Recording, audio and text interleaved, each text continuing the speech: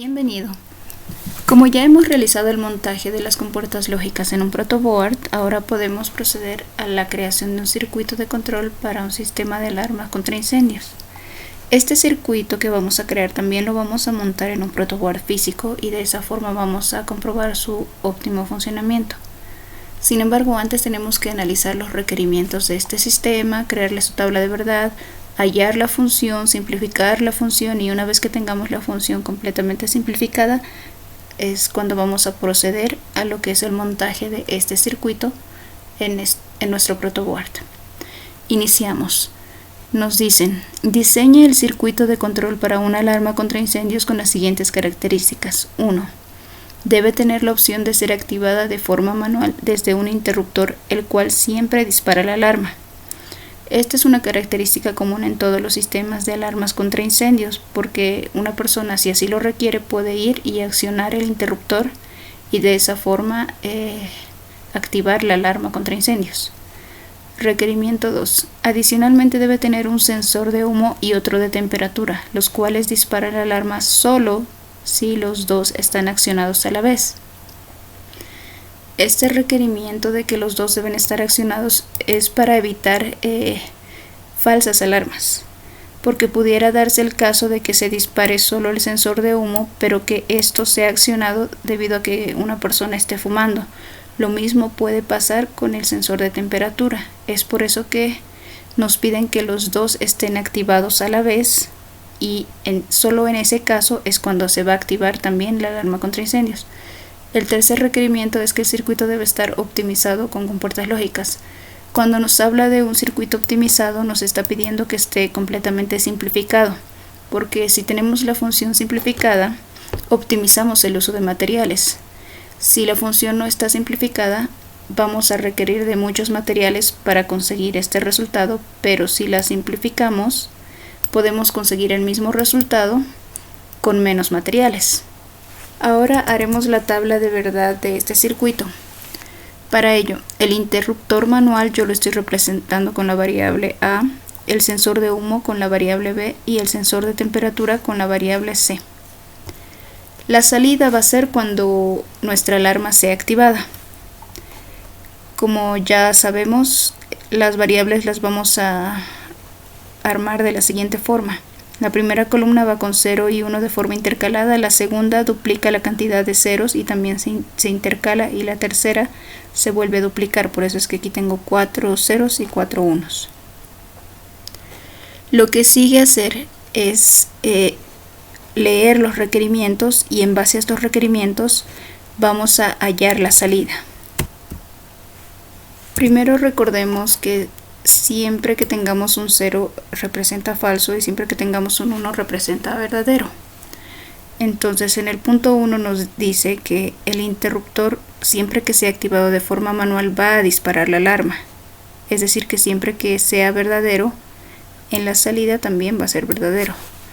Por ello, en la salida vamos a copiar todos los unos de la columna A o de la variable de entrada A. Nos dice en el punto 2 que el sensor de humo y temperatura deben estar activados para que se pueda encender la alarma. Si solo uno estuviese activado, no se va a encender la alarma. Entonces revisamos acá. Estamos hablando de B y C. 0 y 0 no la va a accionar, 0 y 1 no la va a accionar, 1 y 0 no la va a accionar, pero aquí tenemos 1 y 1. Así que en esta parte de la salida también vamos a accionar la alarma. En el resto de ocasiones la alarma no se va a accionar, por lo cual la llenamos con ceros. Ahora que hemos terminado de hacer nuestra tabla de verdad, podemos hallar la función. Yo ya tengo la función aquí escrita y lo hice para ahorrar tiempo. Sin embargo, les voy a explicar rápidamente cómo es que la conseguimos o la hallamos. Vamos a tomar en cuenta solo las líneas o las filas donde la salida sea 1 o verdadero, y esas son las que vamos a ir poniendo en nuestra función. Iniciamos con la primera fila que tiene como resultado 1, que es esta que ya la pinté para que sea más fácil de reconocerla. Entonces, cuando tenemos 0 negamos la variable y cuando tenemos 1 no la negamos. Acá tenemos A con 0, así que negamos. Tenemos A negada. B está con 1, así que no se niega, se baja tal cual. C está con 1, tampoco se niega, se baja tal cual. Adicionamos la siguiente fila, por lo cual vamos a poner más. En la siguiente fila tenemos A con 1, no se niega, B con 0 se niega, C con 0 se niega. Pasamos a la siguiente fila, volvemos a poner más porque le estamos adicionando. A no se niega, B es 0, se niega, C es 1, no se niega. Adicionamos la siguiente fila, tenemos A con 1, no se niega, B con 1, no se niega, C con 0 sí se niega. Adicionamos la siguiente fila, que es la última, y tenemos 1 en las 3 variables, por lo cual se bajan todas sin negarse.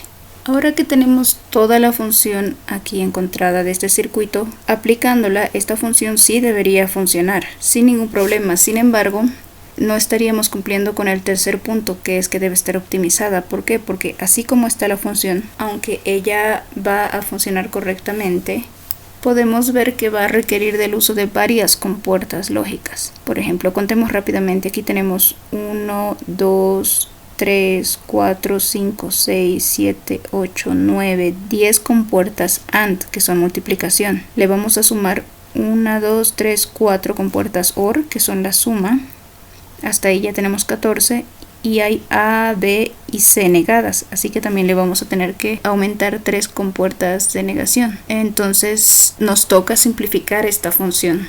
Pero antes de pasar a la simplificación, quiero mostrarles que la función tal como está sí funciona. Esto lo podemos comprobar en este montaje que se hizo en un simulador virtual que se llama Crocodile. Y como vemos, 2 sensores están activados, y si los 2 están activados a la vez, sí enciende, pero como vemos, sí requiere del uso de muchas compuertas lógicas. De hecho, son 17 compuertas lógicas las que habíamos contado ya. Entonces, como vimos que no es muy viable, vamos a pasar ahora sí a la simplificación. Vamos a hacerlo primero mediante el álgebra de Boole. Aquí ya tenemos la misma función que habíamos hallado, y para simplificarla vamos a usar las leyes del álgebra de Boole. Yo aquí tengo las leyes que voy a utilizar para esta simplificación. Entonces iniciamos. Entre estos dos elementos podemos aplicar la ley de distributividad, o la que se conoce también como factor común. Entre los factores comunes tenemos a y B, así que la sacamos, y entre paréntesis vamos a poner los factores que no son comunes entre los dos elementos, que van a ser C negada más C. Aplicamos lo mismo en estos dos elementos porque A y B negada tienen en común ambos, y entre paréntesis nuevamente quedan C negada más C. El siguiente elemento lo copiamos tal cual, ya que no se está pudiendo simplificar con ningún otro. Para la siguiente línea, tenemos que por la ley de complementación, que dice que x más x negada da igual a 1, podemos aquí aplicarlo de la misma forma, ya que C negada más C nos va a dar 1. Lo mismo sucede con este otro elemento, porque tenemos C negada más C y esto nos da 1. Entonces copiamos tal cual A y B y lo multiplicamos por 1 en ambos casos. El siguiente elemento lo volvemos a bajar tal cual. En la siguiente línea podemos ver también que se aplica la ley en la que x por 1 me va a dar x. Aquí yo tengo AB por 1, por lo cual puedo simplemente poner AB. Lo mismo aquí, AB negada por 1 me va a dar AB negada. Vuelvo a bajar el siguiente elemento. Nuevamente en esta línea puedo sacar el factor común porque tengo A y A en ambos elementos, así que pongo A y entre paréntesis B negada más B. Vuelvo a bajar el siguiente elemento tal cual. Nuevamente puedo aplicar aquí la ley de complementación porque tengo B negada más B, lo cual me va a dar como resultado 1, y vuelvo a bajar A y el siguiente elemento también tal cual. Ya en la última línea volvemos a aplicar que la variable por 1 da la variable, entonces A por 1 me va a dar A y el otro elemento lo copiamos tal cual, y así ha quedado ya simplificada esta función. Como podemos ver, se ha reducido bastante porque aquí usábamos 17 compuertas y aquí podemos ver que se van a usar 1, 2 compuertas AND, una OR. Con esas son 3, más la negación son 4 compuertas. Sin embargo, si no te sabes todas las leyes del álgebra de Boole para poder simplificar las funciones, no hay tanto problema porque existen otros métodos para simplificar funciones. En este caso vamos a hacer otra simplificación mediante otro método que en particular me gusta mucho más porque desde mi punto de vista es más sencilla, ya que aplicamos la capacidad humana de reconocer patrones. A este otro método lo conocemos como mapas de Carnot. Para este método no requerimos hallar la función, solo nos basta contener la tabla de verdad. Para aplicar los mapas de Carnot necesitamos crearnos esta tablita estamos trabajando con 3 variables, A, B y C, entonces esta es la cantidad de casillas que requerimos. Por un lado vamos a poner juntas las variables A y B, y para ellas también vamos a poner las combinaciones posibles en cada casilla. Entonces A es el primer dígito, B el segundo. Los dígitos posibles son 0, 0, 0, 1. Aquí podría ir 1, 0, pero no lo podemos poner. ¿Por qué? Porque si ponemos 1, 0, vamos a observar que van a haber 2 variaciones, y en estos mapas de Karnaugh esto no es aceptado, pues iría 0 a 1 ya es una variación, 1 a 0 son 2 variaciones, solo puede haber una variación. Aquí por ejemplo es 0, 0, no varía, 0, 1 sí varía, solo hay una, por lo cual vamos a poner entonces después del 0, 1, 1, 1 y después el 1, 0. Y así cumplimos con que haya una sola variación. Para la variable de entrada C solo vamos a poner 0 y 1 porque está sola. Ahora sí vamos a pasar a nuestra tabla de verdad, y tal como lo hicimos antes vamos a guiarnos simplemente en las filas en las que tengamos como salida 1. Rápidamente hacemos la primera fila comparando las variables con esta tabla. Entonces, en la variable A tenemos 0, en la variable B tenemos 1, en la variable C tenemos 1 en esta primera fila, lo cual es 0, 1, 1. Busco donde puede coincidir con estas variables estos mismos dígitos. Entonces, 0, 1, 1, acá tengo 0, 1 y C 1, entonces es acá donde voy a poner un 1. En la siguiente fila tenemos 1, 0, 0, busco 1, 0 y en C 0, sería acá, le voy a poner un 1. En la siguiente fila tenemos 1, 0, 1, busco 1, 0, 1, sería acá. En la siguiente fila tengo 1, 1, 0, aquí hay 1, 1, 0. El siguiente 1 vendría acá, y en la última fila tengo 1, 1, 1. 1, 1, 1 yo lo estaría encontrando, bueno, acá, porque A y B es 1, C es 1. Y listo, ahí he terminado con todas las filas que me dan como resultado 1, y el resto las voy a rellenar con 0.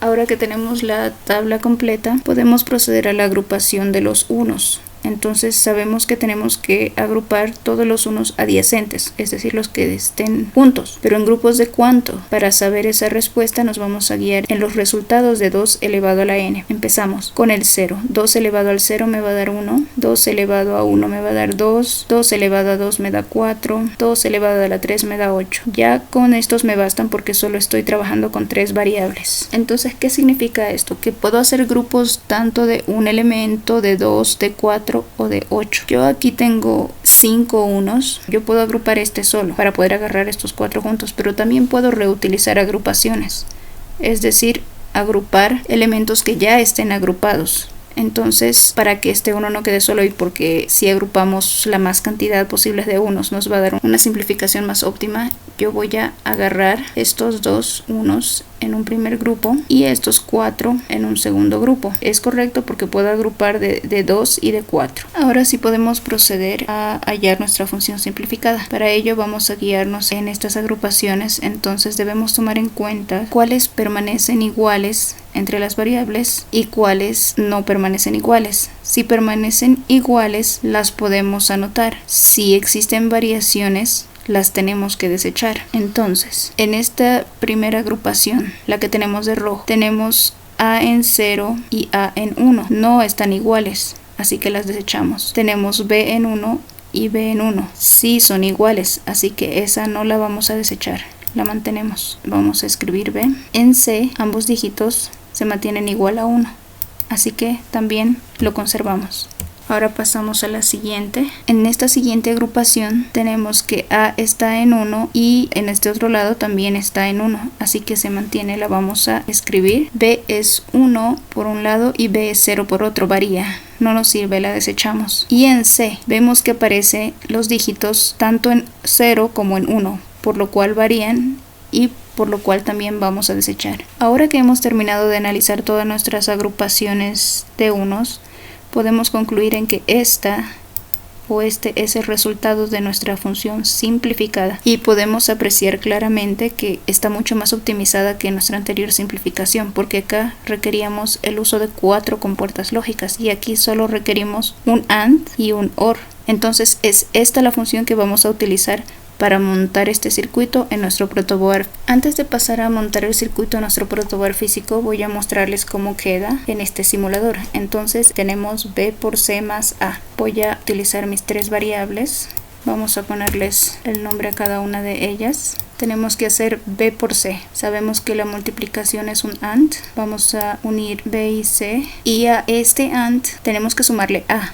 Para sumar necesitamos usar un OR, entonces unimos A más B por C y ahora vamos a simular el funcionamiento. Recordemos que A es el interruptor manual, B es el sensor de humo y C es el sensor de temperatura. Si prendo solo el sensor de temperatura, la alarma no se dispara. Si prendo solo el sensor de humo, no se dispara, pero si prendo ambos, sí se dispara. Y si lo hago de forma manual, también se dispara, independientemente de que estos estén o no encendidos. Podemos ver que nuestra función simplificada del circuito funciona correctamente. Ahora sí podemos proceder a montar este circuito en nuestro protoboard, pero como ya el video se puso un poco largo, lo voy a poner en otro video porque quiero mostrarles detalladamente cómo va a ser el montaje, incluyendo una breve explicación de cada uno de los componentes que vamos a utilizar en este circuito. Así que por ahora me despido agradeciéndoles por su atención. Gracias.